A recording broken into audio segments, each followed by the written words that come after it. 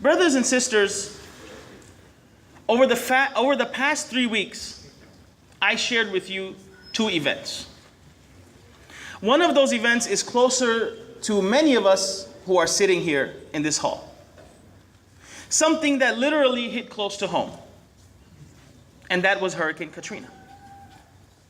The second event that I talked about last week was 9/11. Not only did both of these events leave an impression in our mind, but as I shared with you, each one of these events served as a test from Allah subhanahu wa ta'ala. Each one of these events served as a platform for Allah subhanahu wa ta'ala to groom us and develop us in different ways. Hurricane Katrina came to test our patience and our forbearance. And in its aftermath and road to recovery, Allah granted us the courage to clean up, clear up, and literally pick up from where we left off. Allah granted us the diligence and perseverance to move on. And after all that is said and much that was done, now 9 years later, Allah subhanahu wa ta'ala wishes to see how grateful we are for even being given the opportunity to dust ourselves off and try again. It was also a test of our reliance and trust in Allah subhanahu wa ta'ala. As Allah subhanahu wa ta'ala says in the Quran, لا يكلف الله نفسا إلا وسعها. Allah does not burden a soul more than it can bear. And as I said last week, if Allah brought you to it, then He will get you through it. You have to just keep on praying and keep moving on. And with time, everything heals. Do the best with the cards that you have been dealt and don't fold. This is the way to come out on top. The second event was 9/11. And that event came with a whole different set of challenges. And although there was a huge loss of life and much pain and suffering for those who were directly impacted, the ripple effect that 9/11 had, it was felt throughout the world. And once the smoke settled, so to speak, regardless of what your views are about that event, regardless of all of the conspiracy theories out there, it is the religion of Islam that took a fall for it. And us, as Muslims living in this country, we became the target of harsh criticism, the targets of racial slurs, discrimination, stereotyping, profiling, boycott and exclusion. Evil and hate-filled stares, and many Muslim brothers and sisters even paid the ultimate price by falling victim to these heinous hate crimes. But at the same time, brothers and sisters, Allah subhanahu wa ta'ala also tested our perseverance as Muslims to see how strong, dedicated, and determined we would be. To see who rose up to the top and who turned their backs at the slightest inconvenience. And it was a tough time for all Muslims in this country. But Allah subhanahu wa ta'ala granted many the strength, courage, bravery, and tenacity to be holding on to a hot coal in the palms of their hands. The Prophet ﷺ has stated in a hadith, compliments of Anas ibn Malik radiallahu anhu, that يَأْتِي عَلَى النَّاسِ زَمَانٌ الصَّابِرُ فِيهِمْ عَلَى دِينِهِ كَالْقَابِضِ عَلَى الْجَمْرِ. There will be a time will come upon people that a person who is patient on his religion, a person who is dedicated to his faith, will be like the one who is holding on to a scorching coal, a burning coal in his hands. Subhanallah. How relevant is that for our times? This hadith is a sign of the end of times. It is a sign that things are wrapping up. And I don't mean to put a chill down your spine, but if you are not around to see the final hour, then each one of us has their own final hour, which is our death. So 9/11 was a test of our responsibility towards our faith, of our responsibility towards our religion and creed. Why? Because regardless what people came to America for, whether it was an education, business, job, or you know what, just to get away from it all, regardless of what the reason was, just when you thought you could go about your own business and work and earn and eat, drink, and be merry, all of a sudden you found yourself being the Muslim guy at the workplace. You found yourself being the Muslim guy in class, or the Muslim doctor, Muslim professor, or the Muslim on the block. And as time went on, after all of the initial discrimination and profiling that still continues today, but after a short while, some people with open minds and open hearts became curious. What is Islam? Who are Muslims? And guess what? We went from being interrogated to being interviewed. We went from being investigated to being studied. And we went from our masjids being under surveillance to being observed. Imams, scholars, knowledgeable activists are invited to universities, colleges, churches, synagogues. And I had a friend of mine who in Dallas was invited by the airline industry to educate their employees about the basics of Islam and how to respect the faith of Muslims. Subhanallah. Who knew? Which one of us who have been in this country for 20, 30 years, 40 years, or 50 years, which one of us knew? Who knew that in this country, in spite of all of the mudslinging and all of the Islamophobia and all of the debasing, degrading, and discrediting Islam through all of the media outlets out there, with all the propaganda, who could fathom that the day would come in this country that Islam would be the fastest growing religion?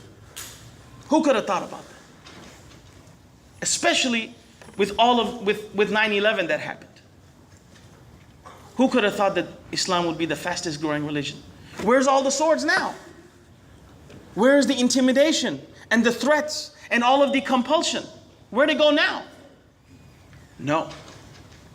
ذَلِكَ فَضْلُ اللَّهِ يُؤْتِيهِ مَنْ يَشَاءُ وَاللَّهُ ذُو الْفَضْلِ الْعَظِيمِ. It is the blessing of Allah that He grants to whom He wishes, and Allah is the holder of all great bestowments. ذَلِكَ فَضْلُ اللَّهِ. Now, am I saying that our job is done, mission accomplished? Am I saying that as Muslims our job is done?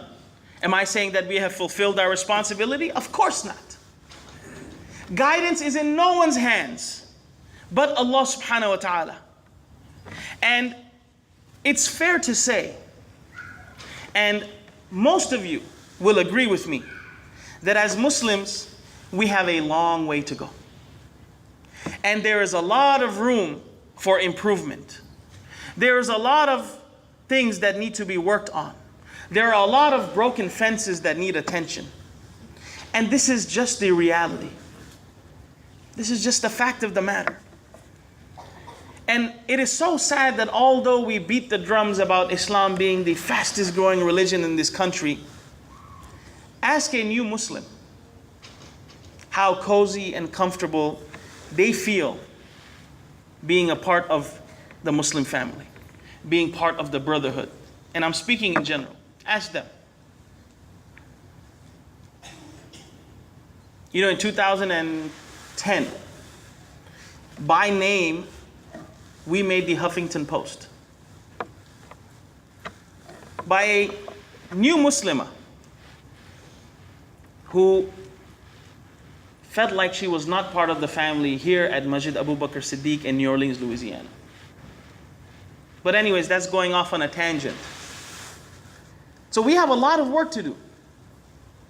And every time we make strides, some idiot pops up, or a group of idiots that think they are doing Islam a favor, who think they are flag bearers of Islam, when all they're doing is giving Islam a bad name and paving their own way to hell. So we have a lot of work to do and a lot to work on. We have to build our relationship with Allah subhanahu wa ta'ala and build our relationship with the Sunnah in order to be a true reflection of the teachings of Islam, in order to be a true representation of the teachings of our Prophet sallallahu alaihi wasallam. And this requires hard work. And this requires sticking out in the crowd. It requires standing up for what we believe in and standing firm in our belief. It requires going against the social norm and status quo. It requires being faithful to one's religion. It requires sacrifice, sacrifice, sacrifice, sacrifice. And what a good person to learn about the meaning of sacrifice, to learn about what it means to stick out in the crowd, to learn about what it means to stand firm for your beliefs against family, against the people of the town, against leadership, against kingdom. What a good person to learn about going against all odds and putting their life on the line from none other than Ibrahim alayhi salam. Ibrahim alayhi salam was a person who was given guidance and sound understanding of Allah's Tawheed well before prophethood. A person who despised and detested shirk from the get-go. A person who was faced with rejection for his true belief. A person who had to encounter resentment for his views. A person who endured rejection over his dedication and conviction. A person who experienced threats from his own beloved father. A person who was disowned by his father. A person who was dismissed by his own people. Who was rejected and denounced by the ruler of the time. And then to top it off, after all of that, they tried solving their so-called problem by catapulting him and launching him into an inferno. Or at least they thought that was the solution to their problem. Ibrahim alayhi salam, his faith in Allah subhanahu wa ta'ala was heavier than mountains. His faith in Allah subhanahu wa ta'ala was harder than rocks, stronger than steel. And in spite of all that he faced, he was resilient, courageous, and firm. He let nothing come in his way and nothing break his stride. Nothing at all. Allah subhanahu wa ta'ala in the Quran, in describing Ibrahim alayhi salam, says, Inna Ibrahima kana ummatan qanitan lillahi hanifa. Inna Ibrahima kana ummah. Ibrahim alayhi salam, he was a nation within himself. Ibrahim alayhi salam was one man, one nation under God. Qanitan lillahi hanifa. Yes, one nation under God. He was the stars. He was the stripes. He was all that and some, and nothing made his colors run. Every aspect of his life, every chapter of his seerah, Every page of his life, every corner he turned, was all laid out on the foundation of tadhiyah, on the foundation of sacrifice, on the foundation of letting something go, letting something burn, giving up any and everything at moment's notice. It all reflected the lesson that the strongest steel goes through the hottest furnace. Allah subhanahu wa ta'ala says, قَدْ كَانَتْ لَكُمْ أُسْوَةٌ حَسَنَةٌ فِي إِبْرَاهِيمَ وَالَّذِينَ مَعَهُ. قَدْ كَانَتْ لَكُمْ أُسْوَةٌ حَسَنَةٌ. There is a beautiful example, أُسْوَةٌ حَسَنَةٌ. There is a dazzling model for you in the story of Ibrahim alayhi salam's life, وَالَّذِينَ مَعَهُ, and those who stood by him. A beautiful example. An example that will linger on for eternity. Lessons that will echo forever and ever and ever. The life of Ibrahim alayhi salam is a life that is celebrated by millions every single year at this time. A legacy that is commemorated by millions from all over the globe. A heritage that is celebrated by all, and an occasion that is witnessed by the billions on this planet. The journey of Hajj. The legacy of an elite servant. The heritage of a noble prophet. The sacrifice that lingers on of Ibrahim alayhi salam. وَتَرَكْنَا عَلَيْهِ فِي الْآخِرِينَ سَلَامٌ عَلَى إِبْرَاهِيمَ. We left a wonderful mention of Ibrahim alayhi salam for those who will come after. Salamun ala Ibrahim. Peace be on Ibrahim. كَذَلِكَ نَجِزِ الْمُحْسِنِينَ. This is how we compensate those who show us their perfection. إِنَّهُ مِنْ عِبَادِنَا الْمُؤْمِنِينَ. Indeed, he was amongst the true faithful servants of ours. And brothers and sisters, in the weeks to follow, we will reflect on some of the landmark events that will help us navigate through our bumps in life and will teach us an important lesson. An important lesson that each and every single one of us sitting in this hall, the brothers down here, the sisters upstairs, young or old, rich or poor, struggling, or those living the life. It will teach us a lesson that the struggle you're in today is developing the strength you need for tomorrow. أقول قولي هذا وأستغفر الله لي ولكم ولسائر المسلمين فاستغفروه إنه هو الغفور الرحيم.